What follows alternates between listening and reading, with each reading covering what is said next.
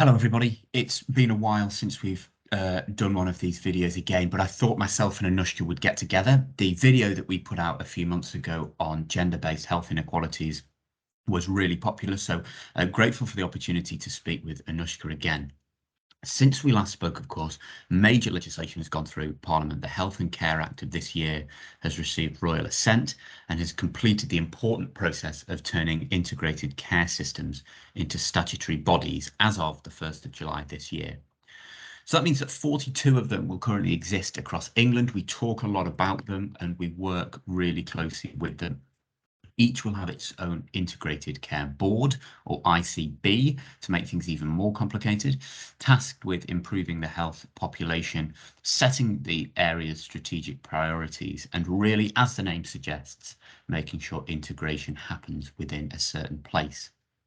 Now, for a number of years, teams across these footprints have been working before that formal launch on the 1st of July, of course, designing and deciding their priorities and putting in place, or trying to put in place rather, the necessary workforce in order to capitalise on this promised autonomy, these new commissioning powers, and really trying to build up an appetite for innovation.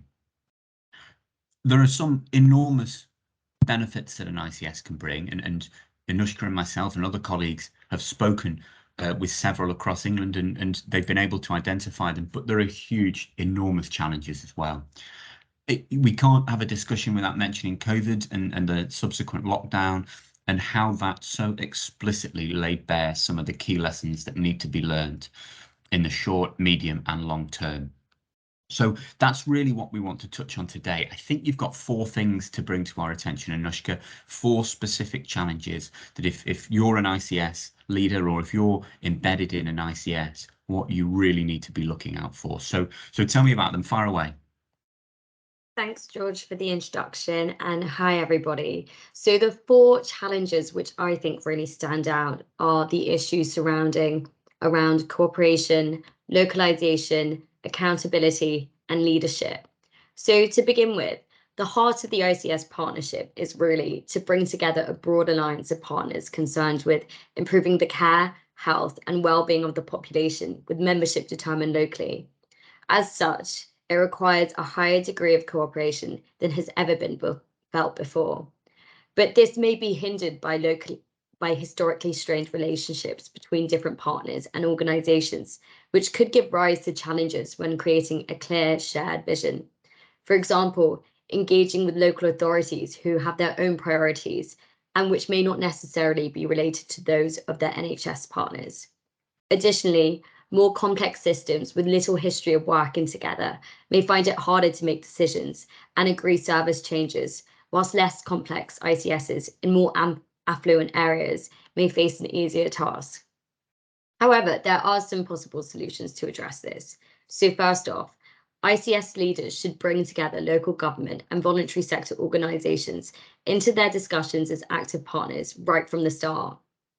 This is important in allowing the system's vision and objectives to be genuinely co-developed, and that this process takes into account different organisations' perspectives.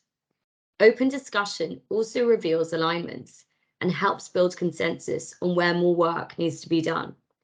For example, system leaders may be able to identify integration programs that will make a significant difference to service provision. This leads me on to my second point.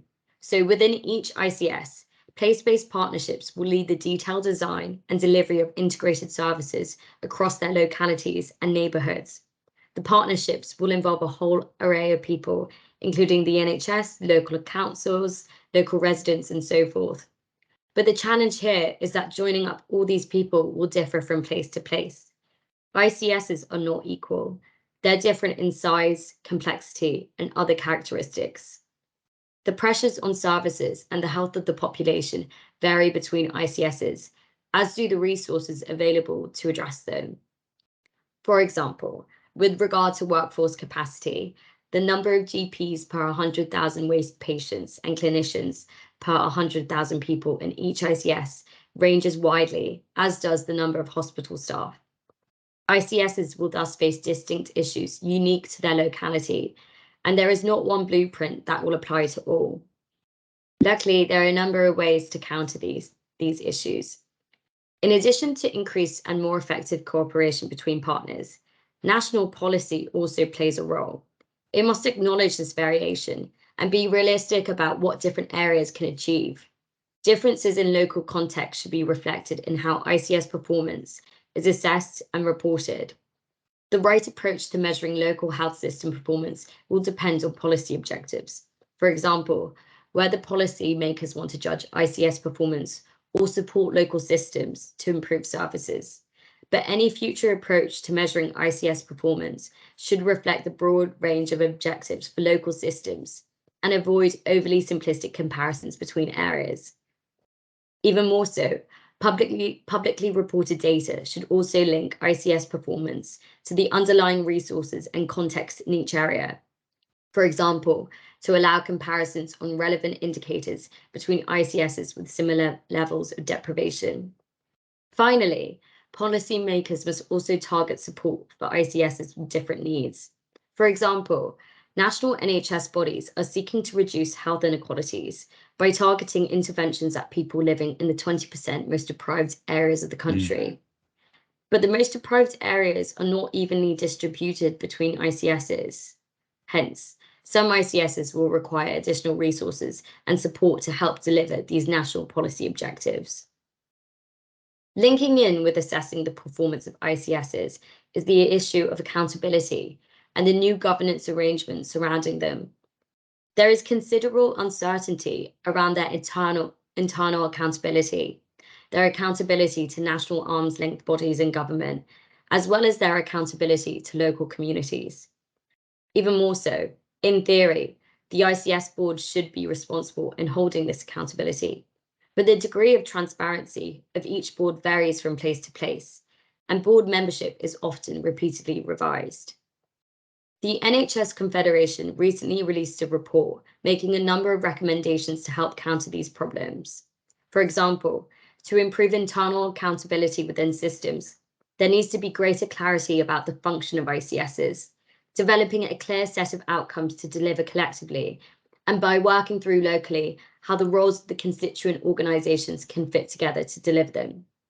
Secondly, for regional and national system accountability, there needs to be a shift to a more mature oversight and regulatory relationship with systems driven by local needs and local goals.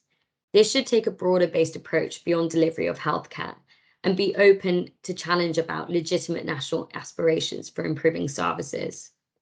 Lastly, accountability to local communities. Local accountability should be driven from the ground up within an ICS, incorporating a clear role for elected members of local authorities and accompanied by more acceptance of managed difference of services if they are able to meet local need. Now, this brings me on to my last point. An essential ingredient that often does not carry the same attention as the other points mentioned before is the issue surrounding compassionate, inclusive leadership. I saw a quote a while ago stating that ICS leaders must be comfortable with chaos. By this, we mean when taking into consideration all these potential challenges I mentioned above, leaders must be capable in handling them, but they must do so in a compassionate and inclusive way.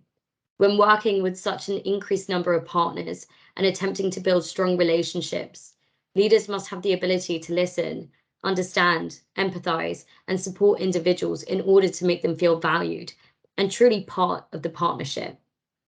This compassion and inclusiveness is then likely to keep people engaged and motivated, as well as having high levels of well-being, which is likely to result in delivering high-quality care. As such, these values are crucial for helping the ICS develop further. Hence, while there are clear challenges for ICSs going forward, there are also potential solutions that I think should not go ignored. Wow, what a fantastic rundown. And so what I've got there is the importance of cooperation and the challenge that an ICS has in bringing together its constituent parts, while it and only it as an ICB has statutory powers. Localisation, and I thought your point, Sarah, about how a one-size-fits-all approach to performance evaluation wasn't going to be appropriate, but also in terms of how inequalities are identified, it's also not going to be appropriate. Accountability and governance, absolutely massive. I can really hear that. And for me, I thought I didn't expect the last point to be erased, and I think that's a really interesting one. I've heard the phrase "comfortable with chaos" before, and it's an Yeah. unenviable position to be in. All of that, I think it's touched on so much, and we could even do a separate conversation, I'm sure, on the challenge around the workforce, or rather multiple workforces. As we've said, we try to integrate different sectors under one umbrella. Um, that's a brilliant little quick whistle stop tour there, and always kind of grateful for your time. And I would encourage anybody who watches this to comment. I'd encourage anyone to get in touch with us. Look at our website. We've done an awful lot of work. Comment, did you say? Well, yeah, only if you're nice. Done an awful lot of work with some brilliant, mature, and innovative ICSs that you can see on our website, on our social media pages. So do keep in touch, and yeah, hopefully we can put something out like this, or similar to this in a couple of weeks' time. Maybe we won't wait so long this time. But good to see you as always. Good. Thank you, George. Everyone leave a comment down below. Only if it's nice. Bye bye. Bye.